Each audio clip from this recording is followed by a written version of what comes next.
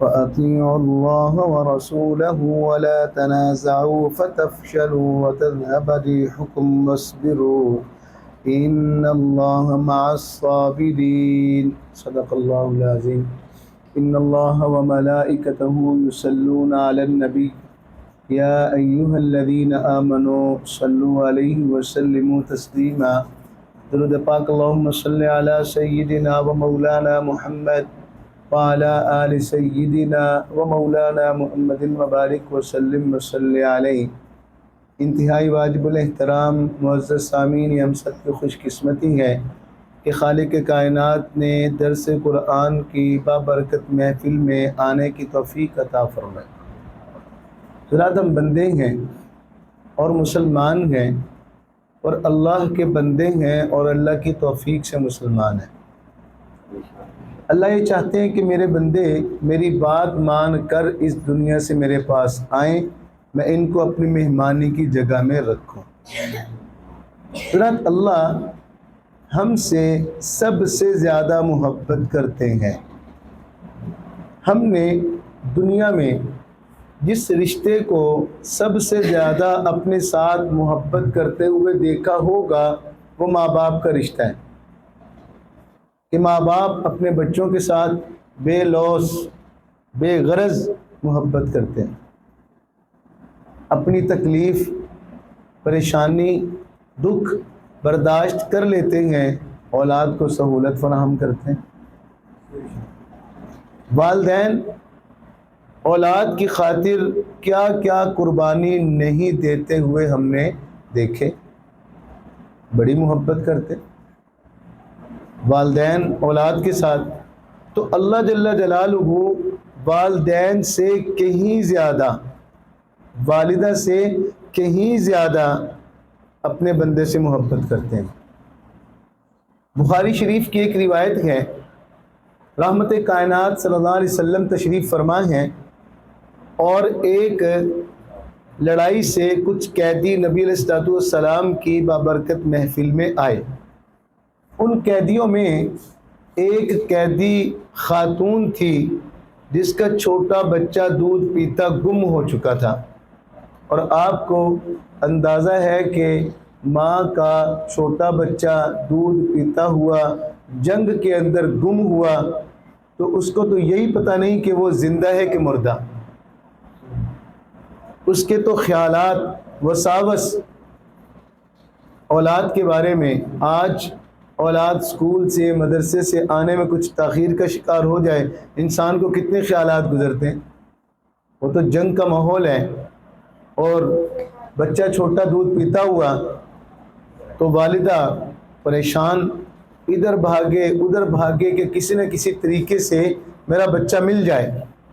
بچہ بھی دودھ پیتا تو کہتے ہیں کہ اللہ پاک کا نظام، بچہ مل گیا۔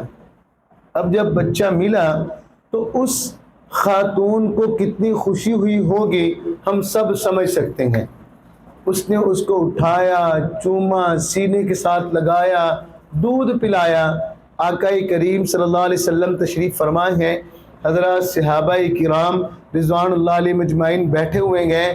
نبی علیہ السلام نے اس خاتون کی طرف اشارہ کر کے فرمایا کہ میرے پیارے صحابہ یہ بتلاؤ، اگر اس خاتون کو کہا جائے کہ تو اپنے بیٹے کو، اس چھوٹے ننھے منع کو اپنے اختیار کے ساتھ آگ میں پھینک دے، کیا یہ پھینک دے گی؟ اگر اس کو اختیار ہو پھینکنے میں نہ پھینکنے میں، کہا کہ حضور کبھی بھی نہیں پھینکے گی، یہ تو اس کے گم ہونے پر پاگل ہو چکی تھی، یہ اپنا بچہ کیسے آگ کے حوالے کر سکتی ہے؟ تو آقا کریم صلی اللہ علیہ وسلم نے فرمایا کہ یہ خاتون جتنی محبت اپنے اس بچے کے ساتھ کرتی ہے، اللہ جل جلالہ اس سے کئی گنا زیادہ محبت اپنے بندے کے ساتھ کرتے ہیں۔ حضرات، اللہ جل جلالہ کو اپنے بندے کے ساتھ بڑی محبت ہے۔ ایک حدیث مبارکہ میں آتا ہے، نبی علیہ السلام نے فرمایا کہ الخلق عیال اللہ، مخلوق اللہ کا کنبہ ہے، اور جو بندہ جتنا زیادہ اللہ کی مخلوق کا خیر خواہ بنتا ہے، اللہ پاک اتنی زیادہ اس بندے سے محبت فرماتے ہیں۔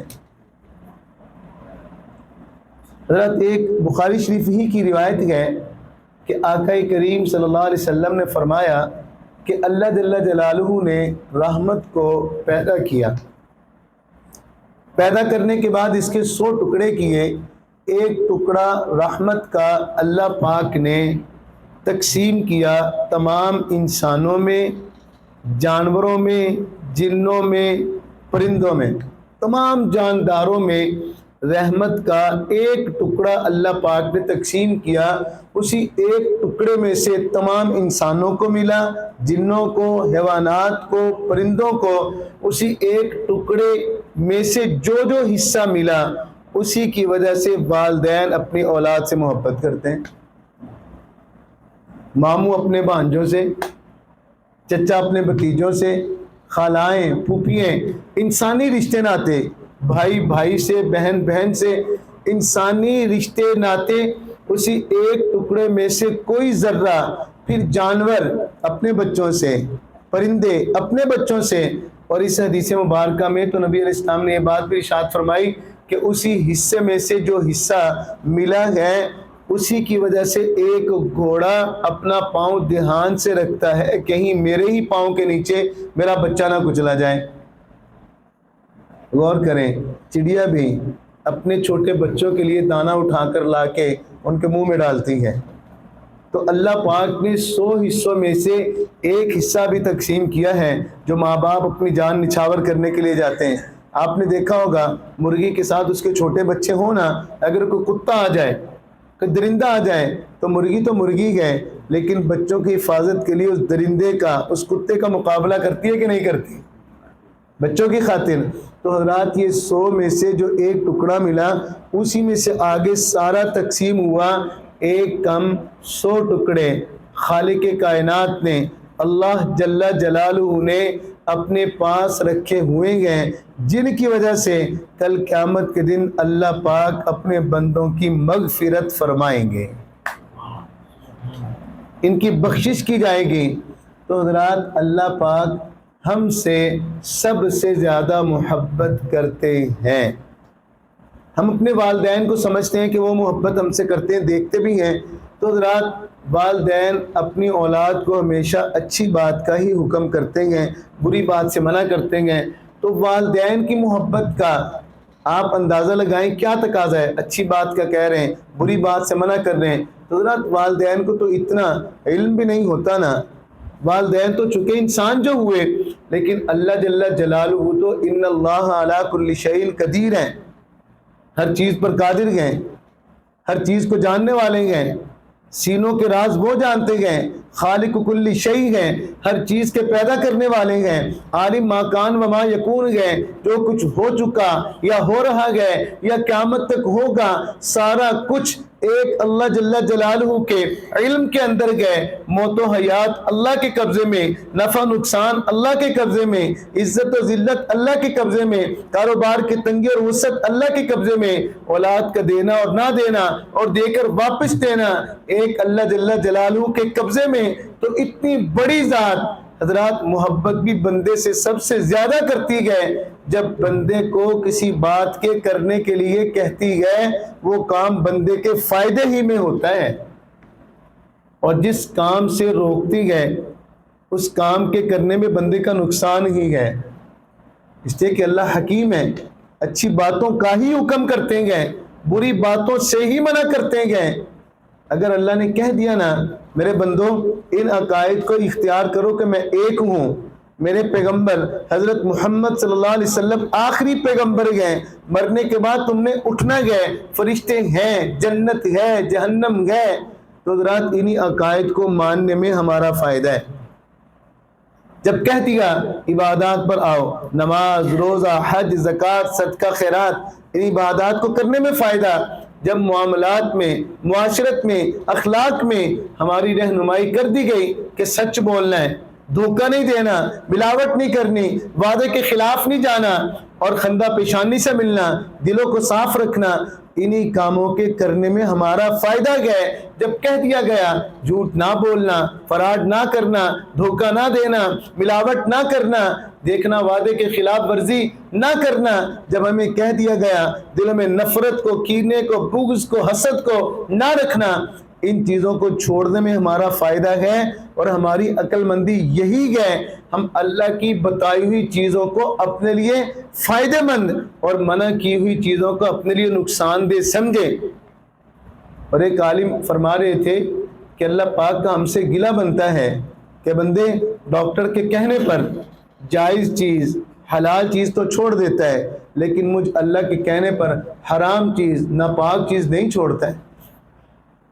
ڈاکٹر کہہ دینا جی آپ کو شوگر ہے تو آپ میٹھا نہ کھائیں، آپ کو بلڈ پریشر کا مسئلہ ہے آپ تلی ہوئی چیزیں نہ کھائیں، آپ کو ہارٹ کا مسئلہ ہے آپ یہ چیزیں نہ کھائیں، تو انسان ان کو چھوڑتا ہے کہ یار جسمانی طور پہ نقصان ہوگا، لیکن حضرات گناہ کی جب باری آتی ہے، اور حضرات ایک عجیب بات بتاؤں، اللہ جل جلالہ کی جتنی طاقت ہے، اللہ پاک کو ہماری نیکی کی کوئی ضرورت نہیں ہے۔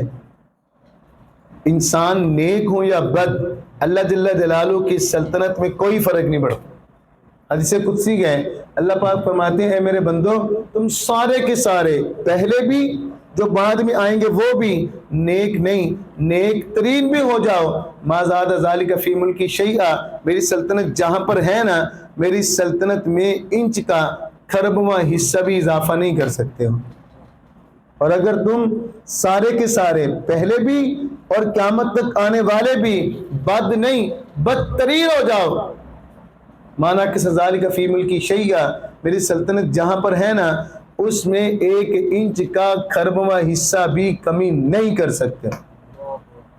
ہماری نیکی اور بدی ہمارے نفع نقصان کے لیے گئے، اللہ جل جلالہ تو اللہ جل جلالہ ہے، اللہ کی عظمت، اللہ کی بڑائی، اللہ کی کبریائی، اللہ وراء الورا ذات ہیں، ہمارا ہونا نہ ہونا برابر گئے، اللہ واجب الوجود ذات گئے، اس کا ہونا ضروری گئے، ہم ممکن گئے، ہمارا ہونا نہ ہونا برابر گئے۔ حضرات جب اس اللہ نے کہا اے ایمان والو میری بات مان لو، میرے پیغمبر صلی اللہ علیہ وسلم کی بات مان لو، ولا تنازعوا، آپس میں جھگڑے نہ کرو، نقصان کیا ہوگا؟ اللہ پاک فرماتے ہیں تمہارا روب چلا جائے گا۔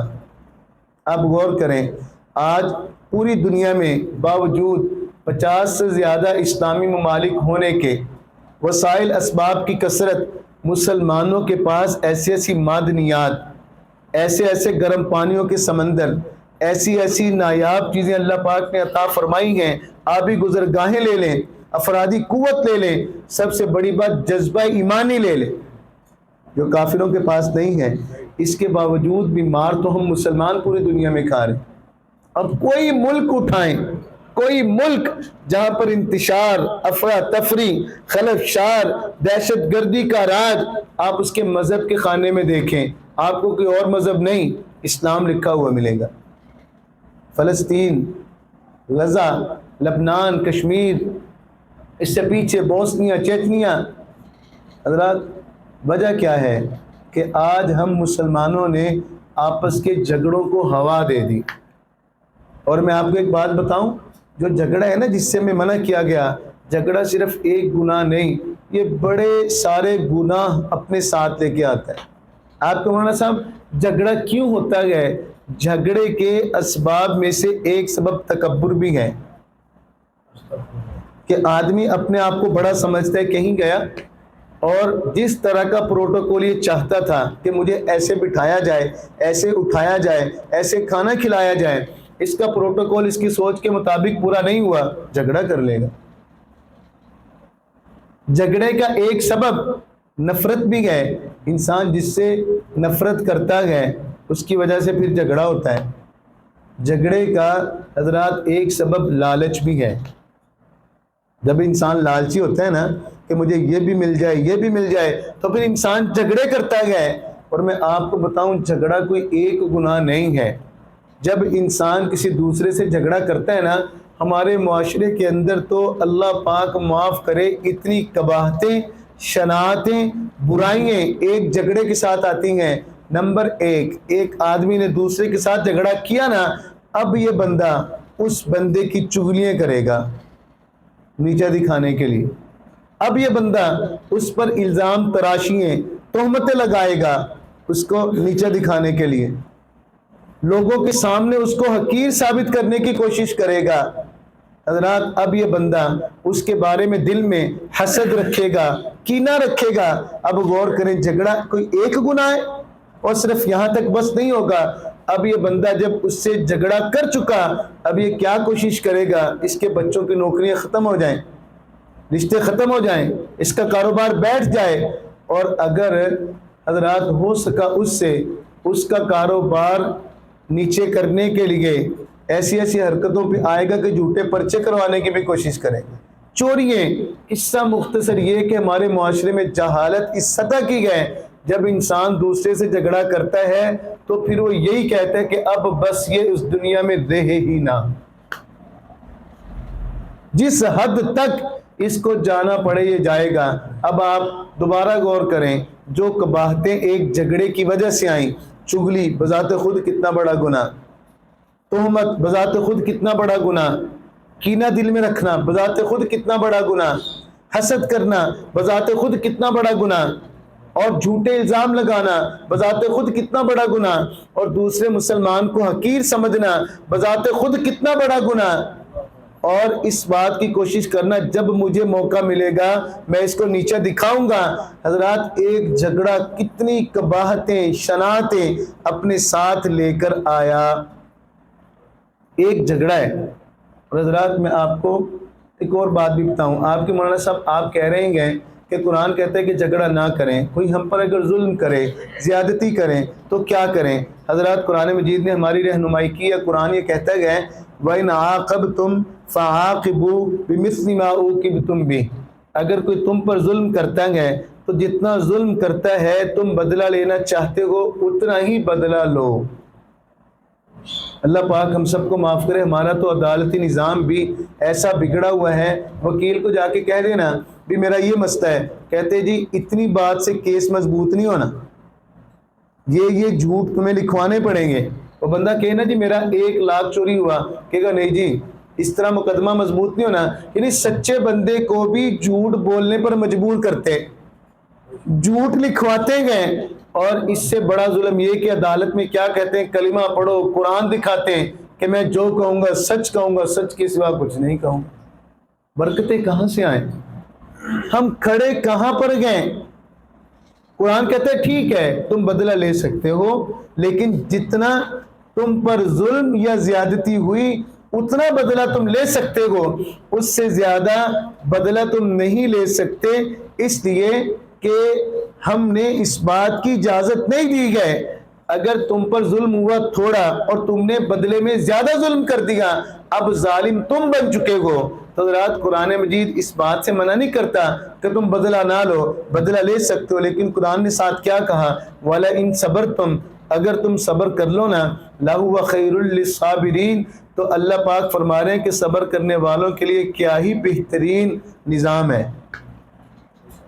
وہ بہترین لوگ ہیں، صبر کرنے کی ترغیب ہے۔ دوسری جگہ پر کیا فرمایا، وَلَا تُجَادِلُوا، جھگڑا نہ کرو، اِلَّا بِالَّتِي هِيَ أَحْسَنُ، اگر جھگڑا کرنے کی نوبت آ جائے اچھے طریقے کے ساتھ جھگڑا کرو۔ یہ نہیں ہے کہ جس طرح ہمارے معاشرے میں لڑائی میں جھوٹی تہمتیں بھی روا کر دیتے ہیں، بس جی اس نے مجھے کہہ دیا تھا، میں بھی اب اس کو ایسے ہی جواب دینا تھا، میں نے بھی اینٹ کا جواب تو پتھر سے میں نے دینا تھا، کوئی مجھے ایک کہہ کر جائے گا 10 مجھ سے سنے گا، نہیں، اس کی اجازت نہیں۔ ہمارا مذہب کیا کہتا ہے، غور کیجئے گا، مشکات شریف کی روایت یہ ہے، رحمت کائنات صلی اللہ علیہ وسلم نے فرمایا 2 بندوں میں جھگڑا ہو گیا، پکی بات ہے ایک حق پر ہوگا اور ایک باطل پر ہوگا، ایک سچا ہوگا ایک جھوٹا ہوگا۔ نبی علیہ السلام نے فرمایا کہ 2 بندوں کا جھگڑا ہو گیا، ایک آدمی نے حق پر ہوتے ہوئے یہ سوچا کہ اللہ کو بھی پسند نہیں، نبی علیہ السلام کو بھی پسند نہیں، ہمارا مذہب بھی اجازت نہیں دیتا، کچھ نہیں ہوتا، چلو میں اپنا حق چھوڑتا ہوں۔ اگر اللہ نے اس کے دل میں ڈال دیا، نبی علیہ السلام فرماتے ہیں اگر اس نے حق پر ہوتے ہوئے جھگڑا ختم کر دیا، میں محمد کریم صلی اللہ علیہ وسلم جنت کے درمیان میں اللہ تعالیٰ سے محل لے کر دوں گا۔ اور فرمایا کہ اگر نہ حق ہوتے ہوئے، باطل پر ہوتے ہوئے جھوٹا کیس اس نے فائل کیا تھا، بعد میں کہیں سے مسئلہ سنا کہ نہیں اللہ کو پسند نہیں ہے جھگڑا مفت کا، اللہ کو نہیں پسند، تو دل میں آیا کہ اپنا کیس اٹھا لیتا ہوں، اس لیے کہ اللہ کو نہیں پسند، نبی علیہ السلام نے منع کیا۔ نبی علیہ السلام فرماتے ہیں جنت کے اطراف میں اس بندے کو بھی اللہ پاک سے محل لے کر دینے کی ضمانت دیتا ہوں۔ نہ حق ہے، حق والے کو بھی جھگڑا نہیں پسند۔ اور حضرات ایک اور بات بتاؤں، ہمارے معاشرے کے اندر جو ایک بہت بڑی قباحت اور شناعت ہے، اللہ پاک نے سورہ حجرات میں ایک بات ارشاد فرمائی، وَإِن طَائِفَتَانِ مِنَ الْمُؤْمِنِينَ اقْتَتَلُوا فَأَصْلِحُوا بَيْنَهُمَا، اگر دو لوگوں کی لڑائی ہو گئی تو ہمارا مذہب یہ کہتا ہے ان کے درمیان صلح کرواؤ۔ فَإِن بَغَتْ إِحْدَاهُمَا عَلَى الْأُخْرَى، اگر تم نے پتہ کر لیا یہ حق پر گیا یہ نہ حق گئے، سمجھاؤ بھئی تم غلط ہو، اگر اس کے باوجود بھی وہ باز نہیں آتا، اب جو نہ حق پر کھڑا ہے اب اس کا مقابلہ ہوگا۔ لیکن ہمارا معاشرہ اس میں کس روش کا شکار ہے کہ ہم یہ دیکھتے ہیں کہ میرے دوست نے مجھے بلایا نا کہ بھائی جھگڑا ہو گیا آ جاؤ، میں یہ نہیں پوچھتا کہ تو سچا ہے کہ جھوٹا، میں اس کا ساتھ دیتا ہوں، اس کی مذہب نہیں اجازت دیتا۔ میرے رشتہ دار نے فون کر دیا نا کہ بھئی آ جاؤ جھگڑا ہو گیا ہے، میں اس سے جا کے یہ نہیں پوچھتا کہ سچا ہے کہ جھوٹا، میں اس کے ساتھ جاتا ہوں، ہمارا مذہب اس کی اجازت نہیں دیتا۔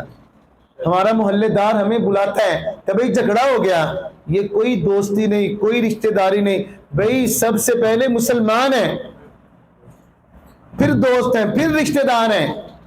اور میں آپ کے ایک واقعہ بتاؤں، آپ کو اندازہ ہو جائے گا، رحمت کائنات صلی اللہ علیہ وسلم بذات خود موجود ہیں، ایک سفر سے واپسی ہو رہی ہے اور ایک جگہ پر پڑاؤ کیا، ایک کنویں پر صحابہ اکرام، وضو وغیرہ ہو رہا ہے، پانی بھرا جا رہا ہے، استعمال کے لیے جمع کیا جا رہا ہے، تو دو صحابہ کی آپس میں کسی بات پر لڑائی ہو گئی، ایک مہاجر تھے رضی اللہ عنہ، ایک انصاری تھے رضی اللہ عنہ۔ جب بات ہوئی تو مہاجر نے آواز دے دی یا للمہاجرین، مہاجرین آؤ ذرا اپنے بھائی کی مدد کرو، دوسرے نے کہہ دیا یا للانصار، انصار آؤ، مہاجرین اکٹھے ہو گئے، انصار اکٹھے ہو گئے، بات بڑھ گئی۔ آقا کریم صلی اللہ علیہ وسلم کو پتہ چلا، نبی علیہ السلام کے چہرے مبارک کا رنگ مبارک سرخ ہو گیا۔ حدیث مبارکہ کا خلاصہ، جب نبی علیہ السلام کو غصہ آتا ایسے لگتا تھا جیسے سرخ انار نچوڑ دیا گیا، اور پیشانی مبارک پر ایک رگ تھی جو ابھرتی تھی غصے کے موقع پر، غصہ کے اندر۔ فرمایا کہ ابھی تک تم میں جہالت کی بات باقی ہے، قومیت کی بنیاد پر لڑائی۔ حضرات ہمیں آپ اپنے ارد گرد دیکھتے ہیں، زبان کی بنیاد پر گروہ بندی، قومیت کی بنیاد پر گروہ بندی، علاقائی بنیاد پر گروہ بندی۔ یہ کون ہے جی؟ یہ سرائکی ہیں جی، یہ اردو سپیکنگ ہے جی، پشتو سپیکنگ ہے جی، یہ مہاجر ہیں جی۔ حضرات ہمارا مذہب ان گروہ بندیوں کی اجازت نہیں دیتا۔ ہمارا مذہب کہتے ہیں نہیں، مسلمان ہیں، مسلمان ہیں، مسلمان ہیں، ظالم ہے یا مظلوم ہے بس۔ اور میں آپ کو ایک اور عجیب بات بتاؤں، ابو داؤد شریف کے اندر یہ روایت ہے جس کا خلاصہ نبی علیہ السلام نے فرمایا جو لوگ اپنی قومیت پر، ذات برادری پر فخر کرتے ہیں وہ باز آ جائیں، باز آ جائیں، اس پر فخر نہ کریں۔ فرمایا کہ اپنی قوم پر فخر کرنے والا، نبی علیہ السلام نے فرمایا کہ گندگی کے کیڑے سے بھی بدتر ہے، احون ہے۔ گوبر ہوتا ہے نا پڑا ہوا، آپ کو تجربہ ہوا ہوگا، گوبر پڑا ہوا ہوتا ہے جو اوپر سے کچھ خشک ہو اور اندر سے ذرا گیلا، اس کو ٹھوکر لگے دو ٹکڑے ہو جائے تو اندر ایک کیڑا نظر آتا ہے، اندر وہ اپنے ناک سے گوبر کھینچتا ہے، کھاتا بھی وہ گوبر ہے، اس کو کہا جاتا ہے جی اعلان۔ نبی علیہ السلام نے فرمایا گوبر کے اس کیڑے سے بھی زیادہ ذلیل ہے، کیونکہ ان اکرمکم عند اللہ اتقاکم۔ اب فیصلہ ہو گیا ہے کہ جو جتنا زیادہ اللہ کے ہاں نیک سمجھا جاتا ہے وہ اتنا ہی زیادہ مرتبہ مقام کا حامل ہو۔ یہ باتیں نکالنی پڑیں گی اپنے اندر سے۔ اگر ہم مسلمان ہیں تو آہستہ آہستہ اپنی تربیت کرنی پڑے گی۔ حضرت ابو ذر رضی اللہ عنہ کو آپ جانتے ہیں، انتہائی بڑے درجے کے صحابی ہیں، اتنا زیادہ اللہ پر ان کا توکل تھا، نہ خود کل کا کھانا رکھتے تھے نہ کسی کو رکھنے دیتے تھے۔ بڑے بڑے صحابہ پریشان، حضرت عثمان رضی اللہ عنہ کو شکایت لگائی کہ حضرت ابو ذر رضی اللہ عنہ کل کا کھانا نہیں رکھنے دیتے، تو آپ نے بات کی کہ بھئی کل کا کھانا کیوں نہیں رکھنے دیتے؟ تو کہا کہ بھئی اللہ پر توکل ہے، بس بات ختم، کل کا نہ رکھو۔ تو کہتے ہیں کہ عثمان رضی اللہ عنہ نے ان کو سمجھایا کہ دیکھو اگر انسان مال جمع نہیں کر سکتا تو زکوٰۃ واجب کیسے ہوگی، نصاب پر سال کیسے گزرے گا؟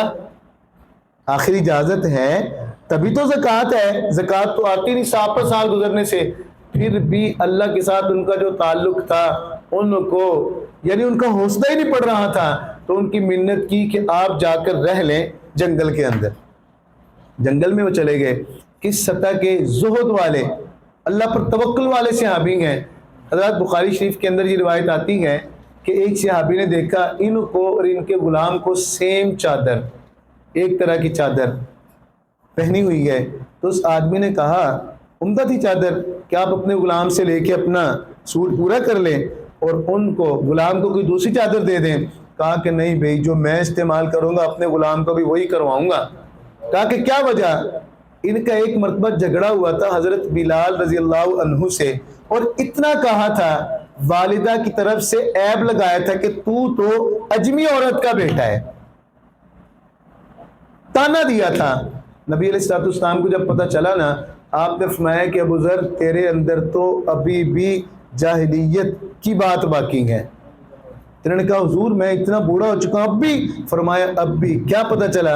نماز، روزہ، حج، زکوٰۃ اپنی جگہ پر گئے، لیکن سینے کو کینے سے، بغض سے، نفرت سے، عداوت سے پاک کرنا، اسلامی اخلاق کو اپنانا، یہ الگ محنت کرنی پڑتی ہے۔ محنت، نماز، روزہ، حج، زکوٰۃ یہ بھی ضروری ہے، عقائد پر آنا یہ بھی ضروری ہے، لیکن جو اگلے شعبے ہیں، اخلاق والے، معاشرت والے، جو اگلے شعبے ہیں، معاملات والے، وہ بھی تو سیکھنے پڑیں گے، ان پر بھی تو آنا ہے۔ ہمارے معاشرے میں یہ بھی مسئلہ ہے، اگر ہم نماز، روزہ، حج، زکوٰۃ کریں تو اپنے آپ کو پورے دین پر، حضرات ابھی پورا دین نہیں ہے، باقی شعبوں کو بھی، عبادات تو 5 شعبوں میں سے ایک شعبہ ہے، باقی شعبوں کو بھی سیکھنا پڑے گا، ان پر بھی آنا پڑے گا، اور بعض اوقات اپنے جذبے پر، اپنی طبیعت پر بھی چوٹ لگے گی، کیونکہ اگر ہماری طبیعت میں تکبر پڑا ہوا ہے تو تکبر چھوڑ کے عاجزی کی طرف آنا کوئی آسان تو نہیں ہوگا۔ اگر میری طبیعت میں مذاق اڑانا پڑا ہوا ہے تو مذاق اڑانا چھوڑ کر دوسروں کو عزت احترام دینا یہ میرے لیے آسان نہیں ہوگا۔ اگر میری طبیعت میں چغلی کرنا پڑا ہوا ہے تو چغلی چھوڑ کر دوسرے بندے کی جو تعریف بنتی ہے، جائز مقام اور مرتبہ بنتا ہے، وہ دینا میرے لیے آسان نہیں ہوگا۔ یہی قربانی اسلام ہے کہ جو جس کا مرتبہ مقام بنتا ہے وہ دیا جائے، اور ہر کوئی ہماری طبیعت یا سوچ یا مزاج کے موافق تو نہیں ہو سکتا نا، اسی کے اوپر تو اجر ہے۔ حدیث مبارکہ کا خلاصہ ہے، جو مسلمان جنگل میں رہتا ہے نا، اس کا مرتبہ اتنا نہیں جو رشتہ داروں میں، دوستوں میں مل جل کر رہتا ہے۔ وجہ کیا ہے؟ وہ تو اکیلا رہ رہا ہے، یہ بندہ رشتے ناتے اس کے ساتھ جو جڑے ہوئے ہیں، جو اس کے ساتھ زیادتی کر دیتے ہیں یا اس کی طبیعت کے خلاف بات کر دیتے ہیں، اس کو برداشت نہیں ہوتی، یہ صبر کرتا ہے، اس پر اللہ اس کو اجر عطا کر دیتے ہیں۔ اکیلا رہنے کے اندر ہمیں اجازت نہیں دی، مل کر رہو، اور جب ہم صبر کریں گے ساری چیزیں، سارے بچے طبیعت کے موافق نہیں ہوتے ہیں، انسان کی ساری اولاد، کوئی ہوتا بھی ہے دوسری طبیعت کا، پیار محبت کے ساتھ اس کو چلائیں جتنا وہ چلتا ہے۔ سارے بھائی ایک طبیعت کے نہیں ہوتے، پیار محبت سے چلائے۔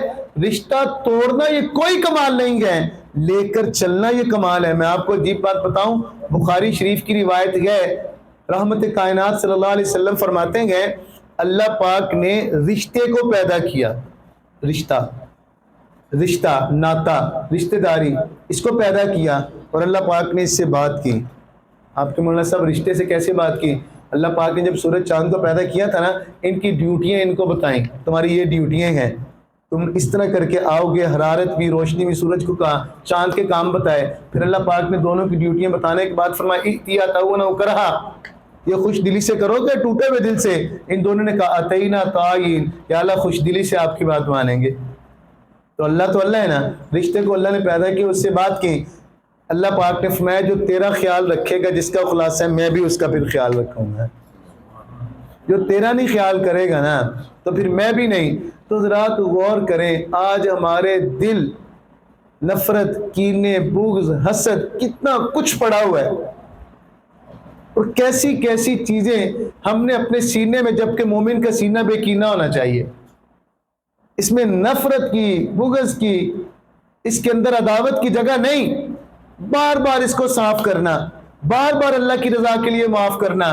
تو حضرات میں کیا کہہ رہا تھا، ہمیں جھگڑے سے منع کیا گیا، جھگڑا نہیں کرنا، جھگڑا نہیں کرنا، مجبوری ہے، جتنا نقصان ہوا ہے اتنا ہی بتا سکتے ہو، اتنا ہی رہ سکتے ہو، ناجائز مقدمہ بازی نہیں کر سکتے۔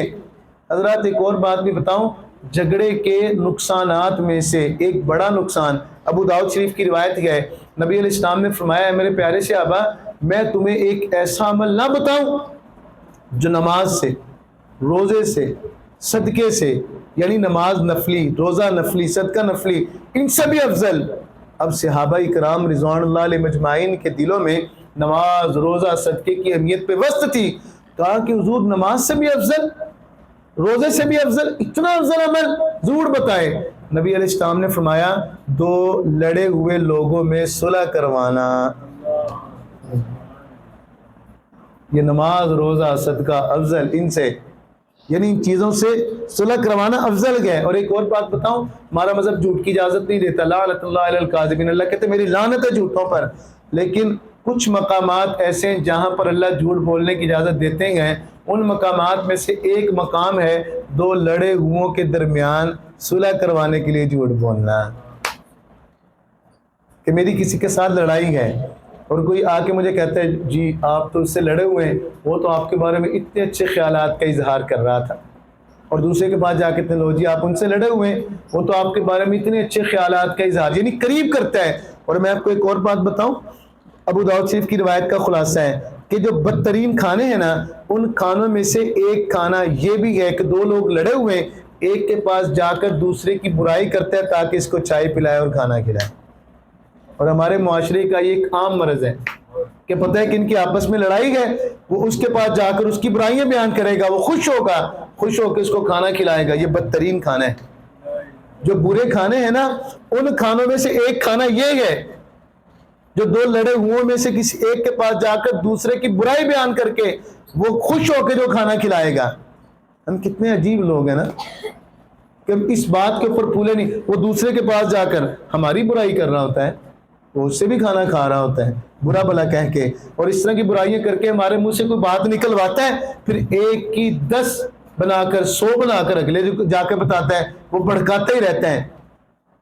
میں آپ کو ایک عجیب بات بتاؤں، نبی علیہ السلام، ابو داؤد شریف کی روایت ہے، نبی علیہ السلام نے فرمایا جو کوئی بھی مرد ہے یا عورت بیوی کو خاوند کے خلاف بھڑکائے، اس بات کو دھیان سے سنیے گا، ہمارے معاشرے میں نا اگر کسی گھر میں کوئی ایسا رشتہ ہو جائے جو ہمیں پسند نہ ہو ہمارے رشتہ داروں میں سے، تو خواتین جا کے اس دلہن کے پاس جا کے اس گھر کی برائیاں بیان کر رہی ہوتی ہیں کہ کاکی تو اتنے کتنے پھنس گئی انہوں نے وچ، تم تو اتنی پڑھی لکھی ہو، تم تو اتنی خوبصورت ہو، ان کے پاس تو اتنی صلاحیت نہیں ہے، تو وہ خلاف کر رہی ہوتی ہے۔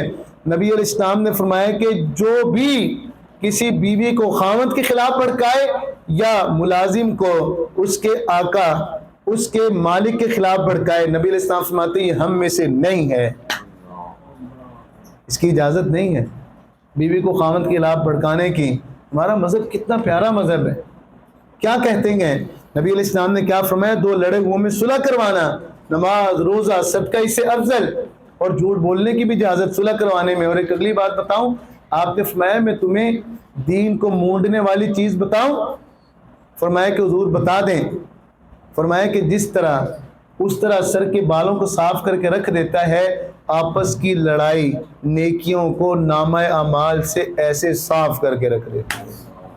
نیکی بڑی مشکل ہے، ہم سے زیادہ کون جانتا ہے کتنی مشکل ہے نیکی، صدقہ، خیرات، نماز، روزہ، حج، زکوٰۃ، معاف کرنا کتنا مشکل گئے، لیکن اکیلی نیکی کافی نہیں، اس کو محفوظ رکھنا، شیطان ضائع نہ کروا دے۔ اولاً وہ کوشش کرتا ہے بندہ نیکی نہ کرے، نیکی کر لی گئے اب ضائع کروانے کی کوشش کرے گا۔ نیکیاں جن چیزوں سے ضائع ہوتی ہیں ان میں سے ایک شرک ہے، ایک ریاکاری ہے، ان میں ایک احسان جتلانا ہے، ان میں سے ایک آپس کی لڑائی بھی ہے۔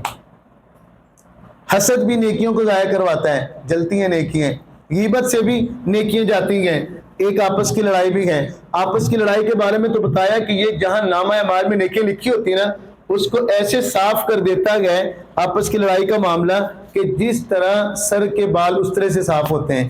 نیکی ویسے مشکل ہے، بندہ سمجھتا رہے جی میں نیکیاں کر چکا ہوں اور میں انشاءاللہ اللہ کے سامنے سرخرو ہو جاؤں گا، اور تربیت نہیں ہوئی روحانی اخلاقی، اور آپس میں لڑائیاں کرتا ہے، اس کے ساتھ لڑائی اس کے ساتھ، خدا نہ خواستہ. حضرات میں نے کہا صرف نیکی کرنا کافی نہیں، اس کو نامہ اعمال تک لے کے جانا بھی ضروری ہے. نامہ اعمال تک جائیں گی تو ترازو میں رکھی جائیں گی، اگر صاف ہوگی تو ترازو میں کیا رکھا جانا ہے. اور خدا نہ خواستہ اگر ہماری ان حرکتوں کی وجہ سے اگر ہم کہیں جی ہمیں تو پتہ ہی نہیں تھا جی، آپس کی لڑائی نیکی ضائع کر دیتی ہیں، ریاکاری نیکی ضائع کر دیتی ہے، چغلی نیکی ضائع کر دیتی ہے، حسد سے نیکی ضائع ہو جاتی ہے، ہمیں تو پتہ نہیں تھا. بھائی سیکھنا پڑے گا نا، دنیا کے کام تو یہی آ کے سیکھیں نا. ہم نے کیوں اکیلی نماز روزے حج زکوٰۃ کو دین پورا سمجھ لیا؟ تو باقی چیزیں بھی تو سیکھنی پڑیں گی. اگر ہمارے اندر تکبر، ریا، بڑائی، دکھلاوا ہے تو آہستہ آہستہ ان کو کھرچنا پڑے گا. موت سے پہلے تک کا وقت گئے. تو نبی علیہ السلام کیا فرما رہے ہیں؟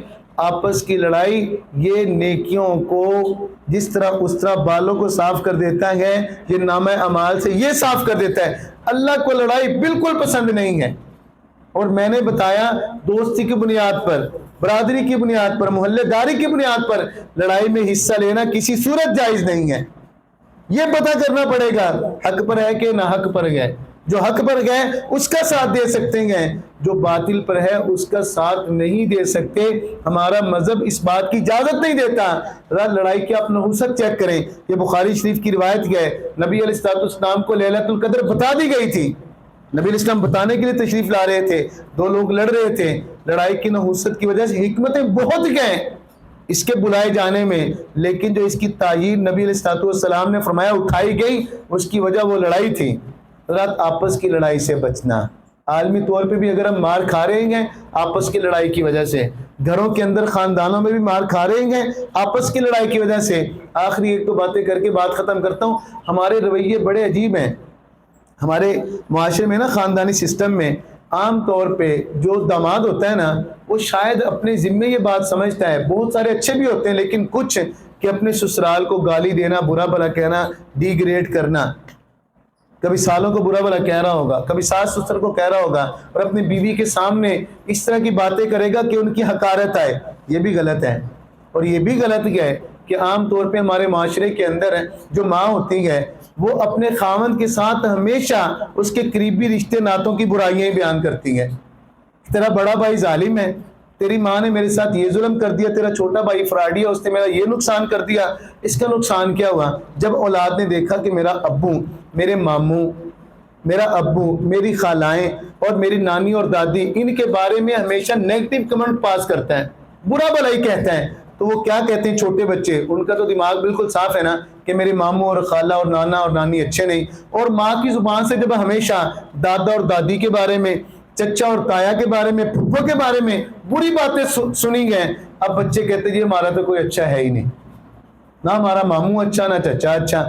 اب جب بچے بڑے ہو گئے، رشتے کرنے کا وقت آیا، اب بچے تو نہیں مانتے، کہتے ہیں جی ہم کیسے کریں، وہ تو تایا جی تو ظالم تھے آپ کے لیے، دادی نے تو یہ ظلم کیا.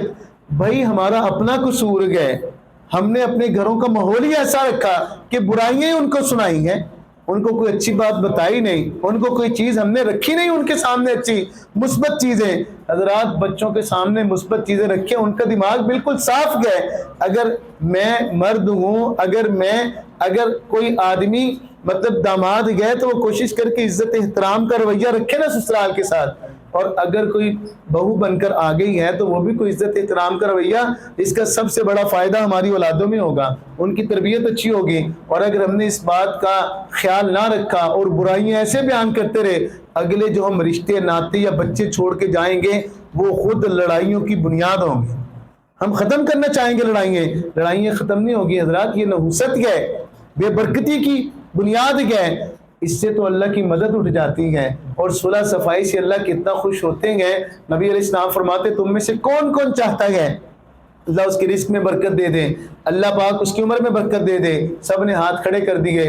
تو نبی علیہ السلام نے فرمایا ایک کام تو یہ کرو کہ صلہ رحمی کیا کرو، رشتے ناتوں کا احترام سیکھو، عزت دینا سیکھو رشتوں کو. اللہ پاک نے جو رشتے جوڑے ہیں ان کا احترام، پیار، محبت جو ان کے لیے کر سکتے ہو وہ کرو. اور دوسرے نمبر پر نبی علیہ السلام نے فرمایا والدین کی عزت کرو. ان کو اپنی کمائی میں سے طے کر کے دو. دعا ہے کہ اللہ پاک ہمیں ہماری قیامت تک آنے والی نسلوں کو کامل ایمان کی توفیق عطا فرمائے. وآخر دعوانا ان الحمد للہ رب العالمین.